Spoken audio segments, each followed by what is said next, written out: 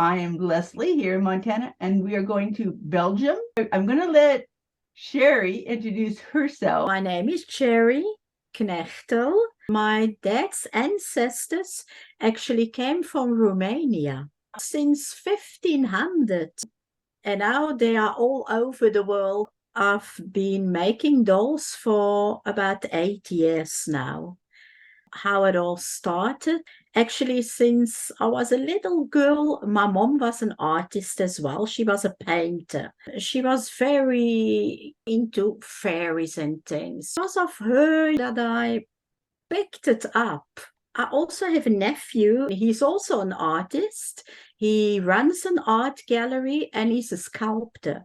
It's actually because of him that I thought it must be so nice to pick up a piece of clay and to make something out of that big hump of clay.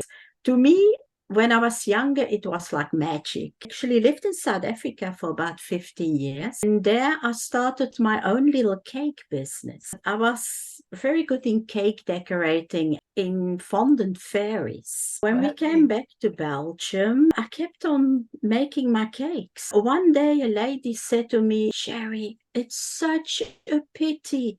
I will cry if I have to cut this fairy that's lying on the cake." I said to her, "Well, you can put her away. It will stay for quite a while." She said, "No, can't you make it out of clay? Because then I can keep her." That was my very first try. It looked horrible. Then I realized fondant is completely different to work with than clay. The first ones I put back into a bowl. I didn't even bake them. Finally, I made this little girl. Polymer has always been the clay that you've been working with? Yes, I started off with Fimer plain, but I found it hard to cure, to get it soft. Now I've got a machine, but 8 years ago I actually did it by hand. My fingers, my thumbs, it was terrible.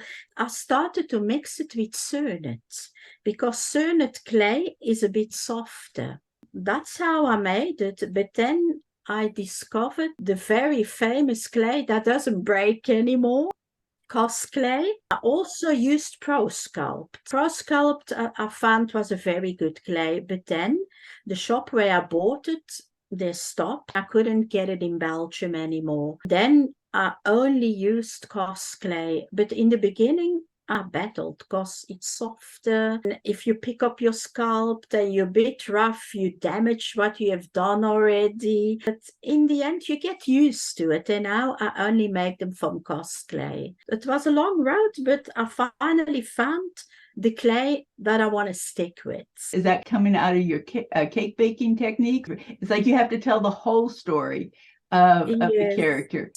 I lie awake a lot at night. It pops into my head. Last night I couldn't sleep and I thought, "Oh, I've got a beautiful piece of quartz, pink stone, and it's about that big." I thought I want to do something with it. All of a sudden during the night, I thought if I make a fairy sitting on it, instead of Tinkerbell, I call her Pinkabell. I make it all pink, a frilly little dress sitting on the pink stone, make it very, very cute. I have been drawing the paws and putting it in a file. You draw out your ideas before? I do. I also work a lot, 50,000 photos in an art catalog. A lot of them are nude poses, especially for artists, and I work with that a lot. Then you use your images then as your reference. I use a lot of imagination. My son always says to me, "Mom, it's terrible. Everything in this house is fairies, fairies, fairies." Because we go to a beautiful store, says to me, "Oh, look at this, it's so stunning." I said, "Oh, that would be so beautiful with a fairy on it." And he says, "There we go again. They think they are beautiful, but Mom, you and your fairies." I've even got the drawings that the doctors actually use of all the muscles, the back muscles, the tummy muscles, the arms, just so you can see how the muscles are built. And that's also a great help. I love the idea that you're going with the tea for your next creation. I thought it was the item that you saw that inspired you. Yeah, I saw that old-fashioned kitchen scale. I thought to myself that would be so beautiful with its little fairy sleeping on it. She's got like a piece of tea cake in her hand. I actually went and bought it. She made her tea cakes already. An egg and parsley salmi, a little upside down tea cake with icing, real British tea cake. Are they going to be bigger than your fairy? Sometimes I make all the props for the fairy in 1/6 scale, but because the kitchen scale is bigger. And that's why I thought this tiny fairy flies in, sleeps on the kitchen scale. The cakes in the tea room are for people's is normal size. Can't wait to see that one. I love it. So what's the biggest challenge with your doll making? My biggest challenge ever. The snow blowing fairy. I have a very good customer in England. She always pushes me to get out of my comfort zone. I was searching for a tutorial to blow snow, to make it into a doll, but nothing. In the end, I did. After a few more tries, I thought, I've got it. And this is the result. What did you make the snow out of then?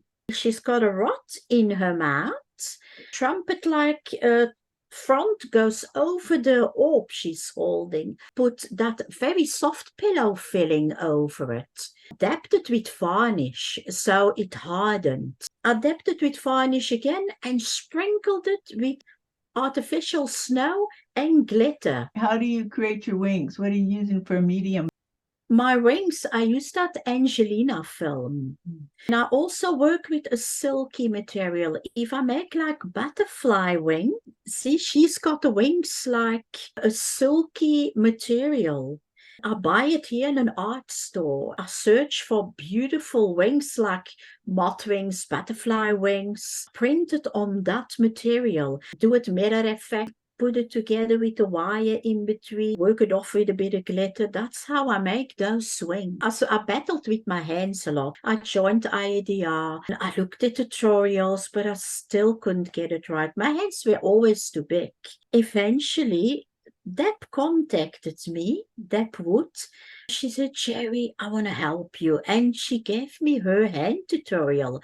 I must say, from that day on, bless Deb, I got my hands right. I will be forever grateful to her for that because, you know, she helped me where I couldn't do it myself. IADR, when I started, I felt like a bit lost. I didn't have a lot of experience. A lot of my fairies was wrong.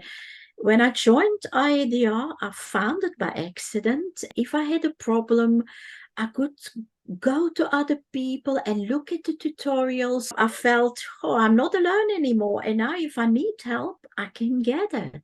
Also the competitions, especially in the beginning, you think, oh God, she really did so bad. But then you see what the judges tell you, you know in your heart they are right. You start working on that to perfect it. I must say, it's amazing. And if they hadn't pointed it out, you wouldn't have known it. You would have made fairies in the future with the same problem. I think the registry is great, but the jury show is that next level to go through. If you really want to learn how to work on your dolls, they both have really good things about them. Because I believe in that, Leslie. Although it's not always nice, you must be able to accept critic to get better. I really believe in that because it helped me a lot. They criticize your doll, but then you know, okay, I must work on that, on that, on that. That's how you perfect it. Sometimes have them share what they're seeing so that we can improve. We get tunnel vision. You still have a theme going through yours because I see we have like the spice, we have potions. It actually came, I made a spice merchant, sugar and spice. Then I thought, what if I made her a big sister?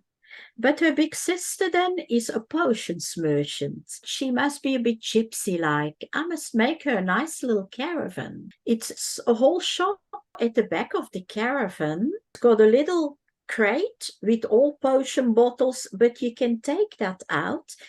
And there's the little battery. Your caravan has light inside. With that kind of detail, do you feel like your prices that you're able to get for your characters, do you feel like you have to keep it in the price range of who you're trying to sell to, or do you feel like you're getting what you want? No, my mom always used to say, you must keep one thing in mind.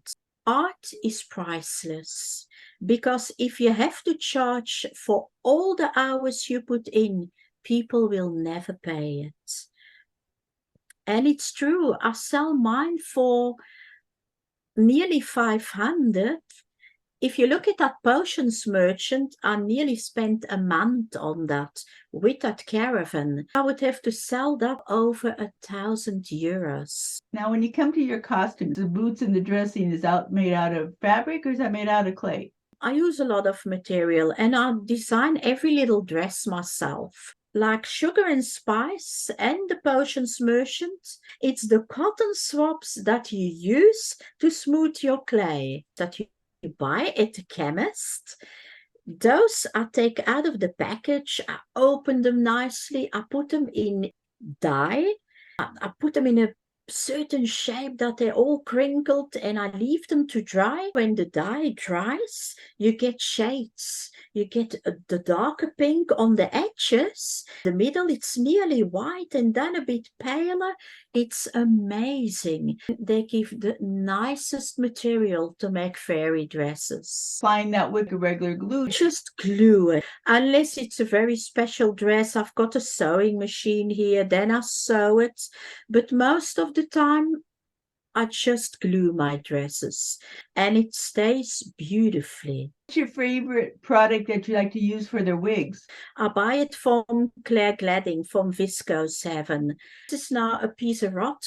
You take a piece of the hair, you twirl it around here and dab it with alcohol. When it's dry, you slide it off and you got a curl. That's how I do fairies with curls in their hair. Do you find that polymer dolls are popular there in Belgium? No, they're not.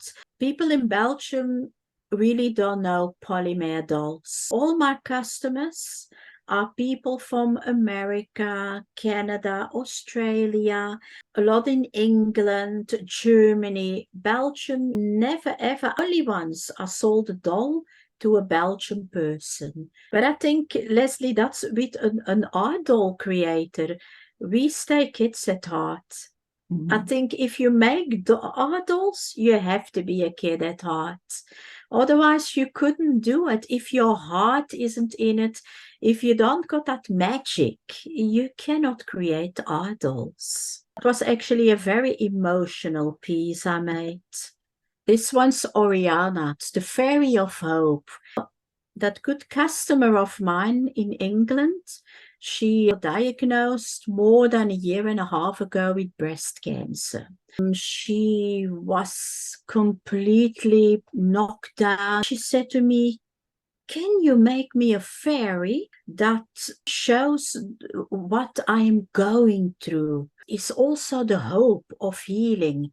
I thought about it because she really has to be soft, pink, the color for breast cancer. She's also got a pink candle in her lantern.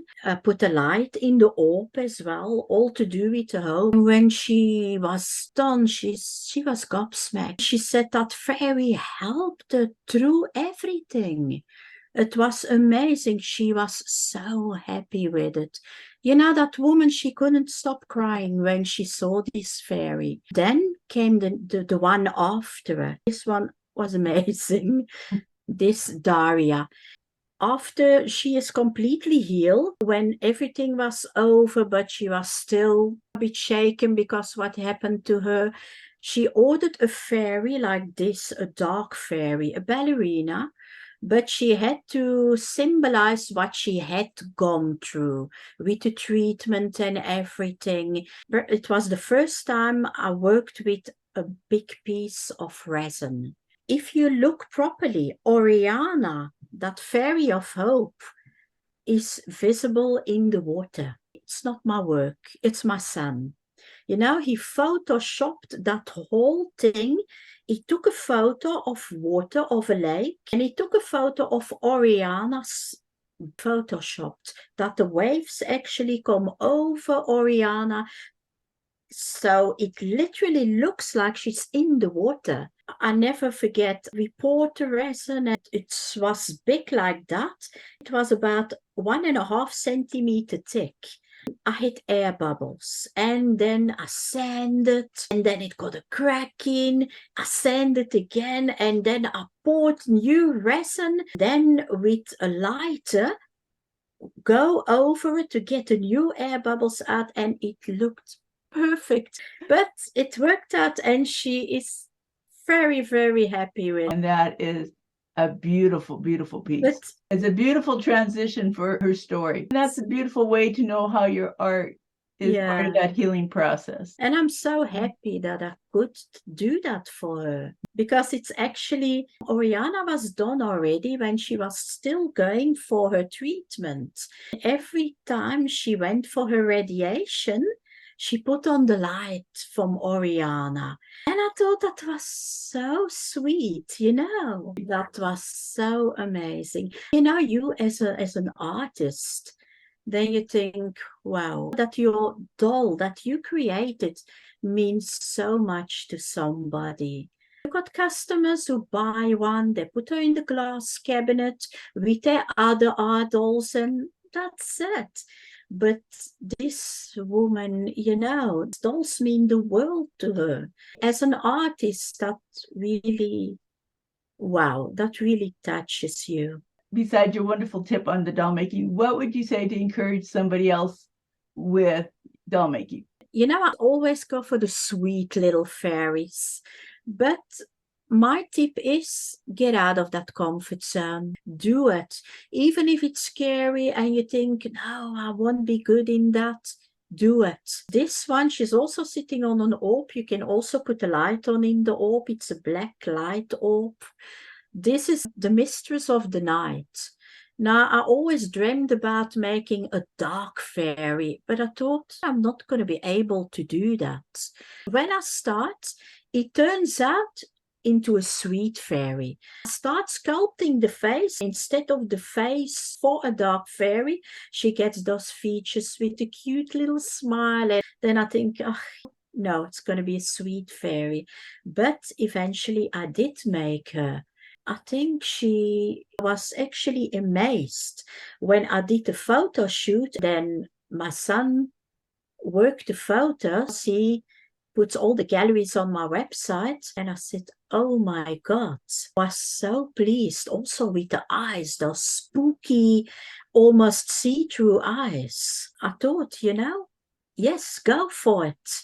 Do different things. Do things you've never done before. A joy to talk to you. I love the connection with your art. You've given me a whole new perspective. It was so nice, Leslie, to meet you face to face, honestly. That's how come it's nice being able to have this kind of support with other doll makers, because as you said, we don't feel like we're alone. That you feel like you got friends, you got family. Sometimes IDR feels like a real family to me.